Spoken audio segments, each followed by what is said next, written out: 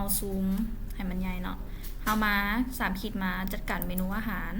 ซึ่งเขาเข้ามาจะยังบ่เห็นเมนูใดเนาะซึ่งทำ it man ให้เฮามาสั่งหมวดหมู่ก่อนหมวดหมู่หลักๆของเฮาก็สิมีอาหารเครื่องดื่มก็สิมีอาหารและเครื่องดื่มน้ำเพิ่มไปเลยเครื่องดื่ม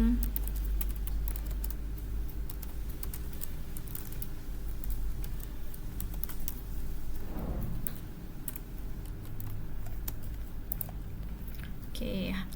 หมวดหมู่หลักๆเฮาส่วนหลายเนาะจะแม่นอาหารและเครื่องดื่มตัวนี้แม่นหยังเนาะเฮาจะเอาไปใช้ในกรณีที่ให้ส่วนลดเฉพาะอาหารหรือว่าเครื่องดื่มหลังจากที่สร้างหมวดหมู่มาสำเร็จแล้วให้เฮามาประเภทอาหารกดเพิ่มประเภทลำดับแมนบ่ใส่ก็ได้เนาะชื่อประเภทอาหารตัวอย่างเป็นเครื่องดื่มชื่อภาษาอังกฤษภาษาจีนภาษาเกาหลีถ้าว่าร้านเฮามีแขกต่างประเทศอาจสามารถเพิ่มประเภทเป็นภาษาอังกฤษภาษาจีนภาษาเกาหลีได้เลยหมายเหตุบ่ใส่ก็ได้เนาะแล้วหลังจากนั้นเฮาก็เลือกเป็นประเภทเป็นหมวดหมู่ของเครื่องดื่มกดบันทึกไปเลยสถานะตัวนี้เนาะถ้าว่าเฮาปิดไปเบื้องของลูกค้าสแกน QR สั่งอาหารเข้ามาจะบ่เห็นเนาะกรณีที่เฮาปิดเพิ่มประเภทไปอาหารเลือกเป็นหมวดหมู่อาหารหรือว่าเฮาอาจจะใส่เป็นประเภทข้าวผัดก็ได้ประเภทข้าวเฮาก็บันทึกไปเลย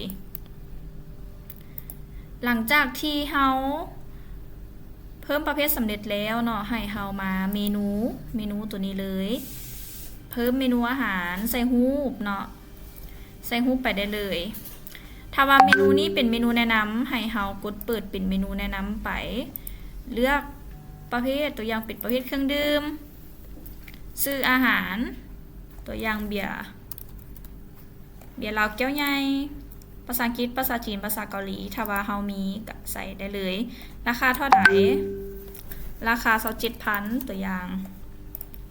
กดบันทึกไปเลยตอนนี้เฮายังบ่ทันใส่รูปเนาะถ้าว่าเฮาอยากใส่รูปเนาะก็แค่กดแก้ไขเพิ่มรูปใส่ได้เลยถ้าว่ามีการอัปเดตราคาก็สามารถเปลี่ยนได้เลยบันทึกไปได้เลยการเพิ่มเมนูของเฮาถือว่าสำเร็จเนาะแล้วตัวออปชันตัวนี้แม่นหยังออปชันตัวนี้เนาะกรณีที่ร้านเฮาเป็นร้านคาเฟ่เนาะตัวอย่างเฮาสามารถเพิ่มไปได้เลยตัวอย่างหมวดหมู่ประเภทชานมตัวอย่าง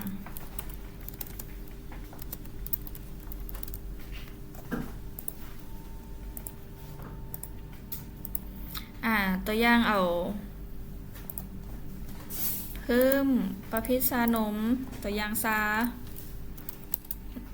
ชานมเนาะชานมไข่มุกราคา25,000ตัวอย่าง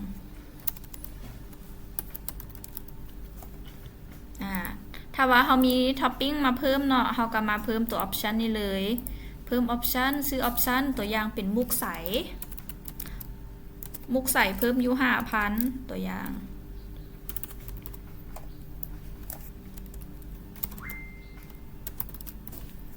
บันทึกไปเลยมุกใสตัวนี้เนาะเฮาก็มากดตัวนี้เลยออปชันเสริมมุกใสเพิ่มเข้าไปการเพิ่มเมนูของเฮาถือว่าสำเร็จเนาะมัน